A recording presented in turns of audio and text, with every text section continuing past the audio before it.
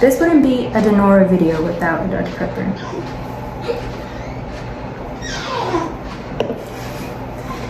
Okay, so first things first, please do not mind the fan in the background. Our AC is like out. So the baby is in here in my beauty room because it's a lot colder in here. So as you could hear him in the background making his grunt noises. So disclaimer, this is just based on our experience. This is just based on our baby. This is just based on everything that works for us. So do not take everything I say into consideration. Just take everything as a grain of salt. Yes, I just mentioned the disclaimer real quick. Also, another thing, I know a lot of you guys have been wondering where our cats are, and unfortunately, and as heartbreaking as it is, like, we no longer have the cats. In January, we were living in the van, which I have yet to do a video on, which, I mean, I promise you, I'm gonna get around to doing that. It's just, you know, we just have to be low-key out here. Like, if you know, you know. Like I said, if you have me on Snapchat, you will know what I'm talking about being low-key. Anyway, we were living in the van in January, and as traumatic as that experience was for us, you know, not only because we were living in the van, but I was also 7 months pregnant. It was also a very traumatic experience for the cats, and it was just so heartbreaking already having to put them through that. And like, it was just really hard to see that the cats that we wanted to be were no longer the same. Once we got to the apartment here, they were never really antisocial. Like, they had their own independence, right? But like, at the end of the day, like, they always wanted to be cuddled up with us on our bed. Especially, like, again, if you have me on Snapchat, like, you will see that our cats were very clingy. I guess, like, it was just too late for them to, like, be comfortable, you know what I mean? It was just so sad to, like, just see how the cats just did a whole 360. Like, they weren't the same lovable, sweet cats anymore. Like, they were just completely isolated. Anywhere dark that they can find, that they were hiding there. They were aggressive. We don't fault them. We don't blame them for anything. And it's just a sad experience. It's just sad how everything ended up. That's why we ended up getting Ted.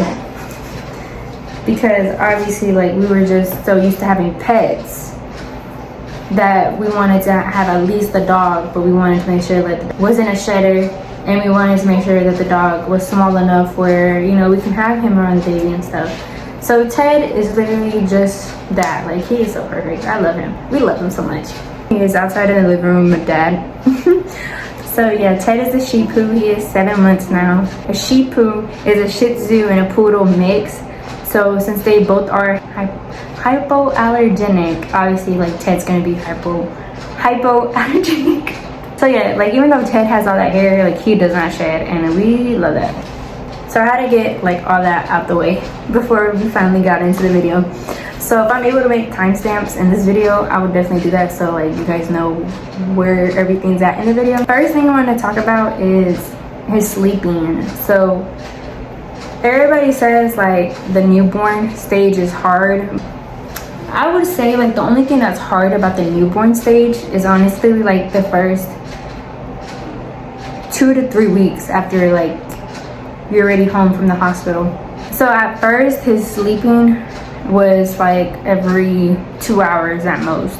So we were not getting any sleep at all at night. And it was to the point where, like, where Dad would stay up all freaking night and all day until, like, my morning shift came. It was really tough the first couple weeks, I will say that. But once you start to learn, like, the baby's pattern and everything, like, it starts to become easier. And honestly, like, what really did help us in the beginning, whenever he was doing all that, like, 1 to 2 hours waking up in the night, is co-sleeping. Like, we literally co-slept just to sleep, just for us to sleep. So now that we're 2 months in and everything, his sleep, I would say, like, obviously he has longer wake windows during the day, but other than that, he's mainly sleeping. And at night, he is sleeping so much longer. He'll sleep between 5 to 10 hours. Next thing I want to touch base on is his feeding. So at first, he was only eating, like, what, 2 ounces, I think it was, like, the first days of life and stuff. And then obviously like it went from like 3 ounces to 4. So now he is drinking up to 6 ounces. I say up to 6 ounces because it just depends on his sleep. Again, like that is one thing I will say, like you just have to really study and pay attention to your baby in order to know exactly, okay, how many ounces am I going to make for these bottles? Because even though he's 2 months, he's supposed to be drinking already 6 ounces. If he took a short nap, it's going to be a 4-ounce bottle. Or if he drank a whole 6-ounce bottle and he's still like fussy trying to go to sleep, I give him the 4-ounce bottle because he needs about like an ounce and a half to just help him fall asleep. Like that's just how he is. I'm not gonna say his feeding is between like 3 to 4 hours or 2 to X amount of hours, because like I said, it just depends on his sleep and everything. So just because like a baby should be waking up every 3 to 4 hours, obviously it just depends on your baby. Like, okay, is he gonna sleep for 2 hours only and then want to feed, or is he gonna sleep for 6 hours and he's gonna want to feed? You know what I mean? So just take that into consideration. So real quick, I wanted to touch base on diaper changes. As a boy mom, I mean, I know I'm the oldest sibling of like 2 brothers, but especially with Daniel, like Daniel had more time to like really experience it. But I just didn't know this, and I don't know why I didn't know this. Like, I don't know if I didn't pay attention to it or what. But as a boy mom, we have realized that if we don't put his thing down whenever we're putting the diaper like over him, he's gonna pee outside of the diaper and it's gonna get into his bag. So for the longest time in the beginning, like we were stressing, like, okay, why is his like back wet? Like, is he sweating? Obviously, like, we would go into a full panic of, is the room too hot? Which it wasn't, because we have it on 68, 69, yeah. So we have it pretty cold in here, especially with the tile floor. Like, it gets real cold in here, except for right now because the AC ain't working. But, so like, we knew it wasn't because he was hot. We had to Google it in order to figure out, like, okay, it's because he's peeing outside of his diaper into, like, going into his back. So when we finally realized it was because like we didn't put his thing down whenever we were changing his diaper, no more sweaty backs. So I wanted to mention that real quick if you are a boy mom. But yeah, so I hate to admit that it took us longer for us to realize that as it did, but yeah. It's okay, because now we got it all figured out. The milestones he has now at 2 months is, he started smiling yesterday. Like literally yesterday he started smiling, and then he had a little giggles in there. So now he's smiling and laughing.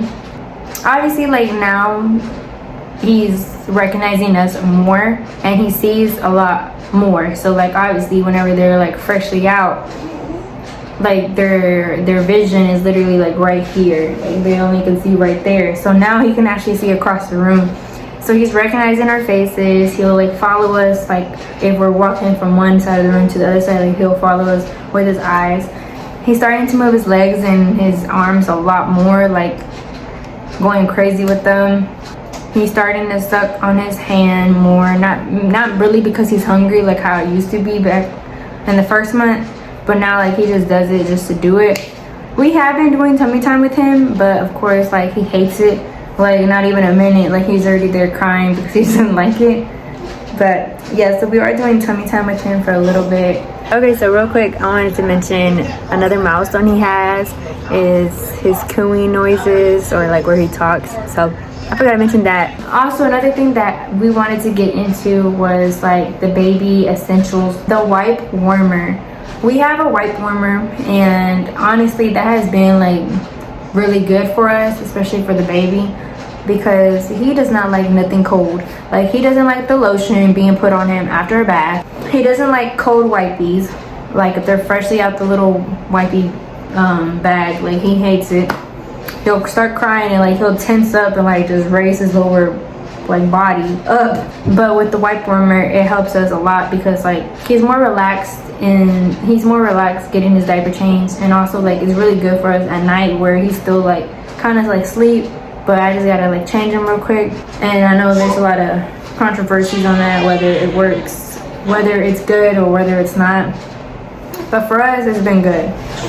The bottle warmer, so the bottle warmer has really been in clutch for us, like for real. What we used to do before the bottle warmer is we used to fill up the sink with lukewarm water to like